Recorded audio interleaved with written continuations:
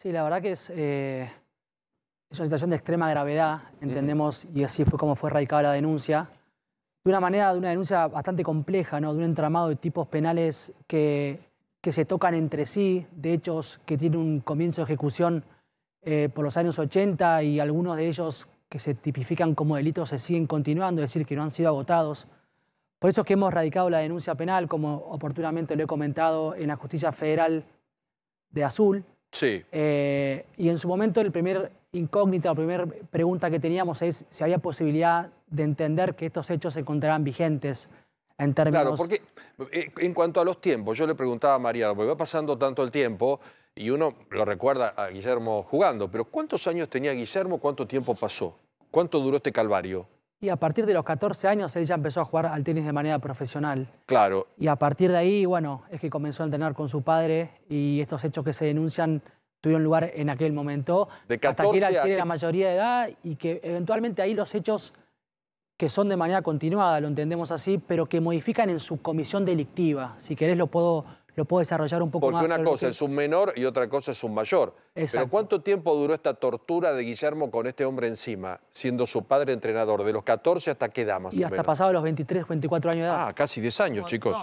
Sí, y doctor, le quería preguntar, ¿cuándo Guillermo finalmente rompe su silencio, se acerca a ustedes y dice yo voy a denunciar a mi padre? ¿Cuándo ocurre esto?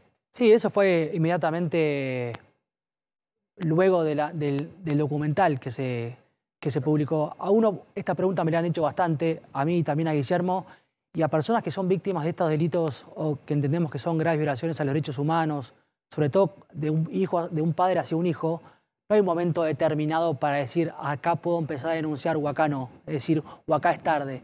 En ese sentido lo que entendemos y en términos de prescripción es que no puede haber un derecho al olvido. El derecho al olvido no puede ser consagrado como un derecho para el victimario de esos delitos, porque en ese caso tendríamos un doble efecto respecto de la víctima del delito. En primer lugar, en la comisión de ese delito hacia su persona y después en impedirle el acceso a la jurisdicción por el paso del tiempo porque él no denunció oportunamente. Entonces, incluso también consideramos, y a tu pregunta, Pablo, el paso del tiempo uno podría entenderlo en el ámbito del derecho local como un instituto que limita el acceso a que la justicia pueda o no investigar un delito.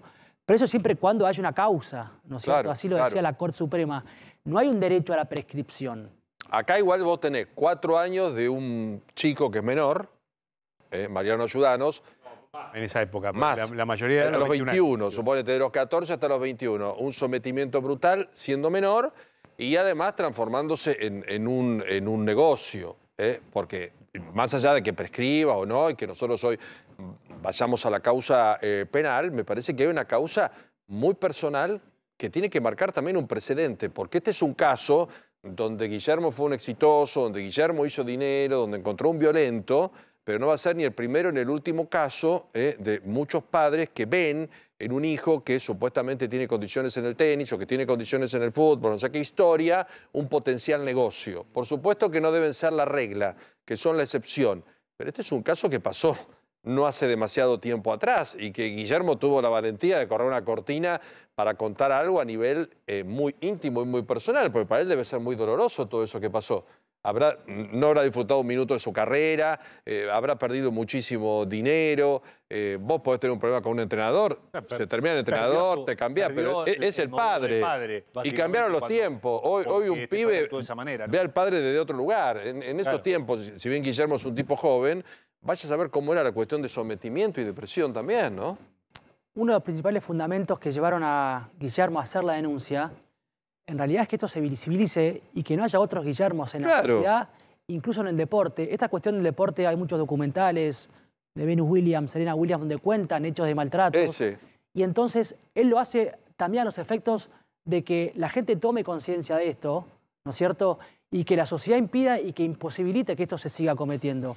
Y él se presenta como una persona autorizada, con una palabra autoridad, porque él lo vivió de esa manera. Y el fundamento principal, no obstante la persecución del acceso a la justicia y que cada quien responda por las conductas delictivas que desarrollaron, es que lo tomen como un ejemplo y que las demás personas puedan animarse también, como estaban comentando recién, a denunciar esta gravedad, esta clase de delitos. ¿Es verdad que lo estafó también a Guillermo, su padre? Inicialmente... Perdón. Sí. Inicialmente, y como comentaba, si bien esto nació con una reducción a servidumbre por intermedio de delitos de lesiones leves, lesiones graves, después esto trasuntó en una... Porque el motivo de aquello, ¿cuál era? Era la explotación laboral, la explotación económica de Guillermo, como una fuente de ingreso. Cuando él obtuvo ganancias económicas, que es lo que denuncia Guillermo en su denuncia y también lo hacen otros denunciantes, él se apropió y administró de manera infiel estos bienes, ¿no es cierto? ¿Lavó dinero?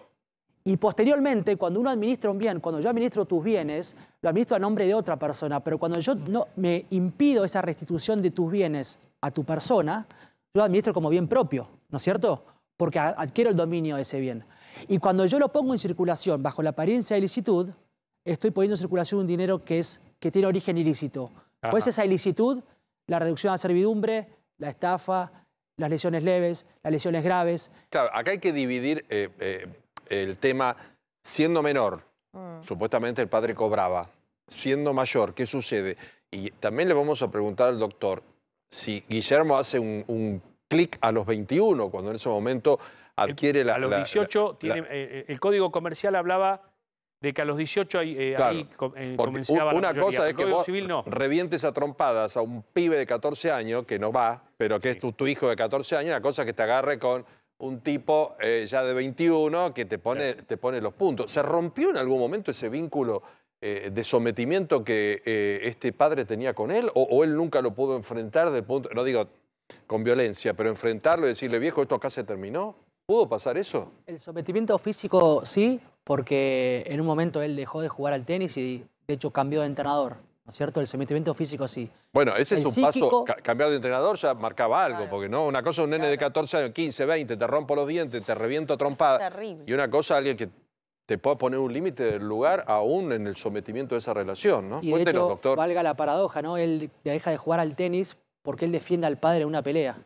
Y se rompe la mano defendiendo al padre y a consecuencia de aquello él deja de jugar al tenis. Cuéntenos. Y ahí es donde ya no tiene que viajar más, no tiene que seguir estando sometido a su dominio. Pero posteriormente, lo que inicialmente se constituyó como un delito físico, más que nada, una lesión leve, una lesión grave, reducción a servidumbre, pasó a la parte económica, porque Guillermo reclamó lo que le correspondía a él y se le negó la restitución de esos bienes.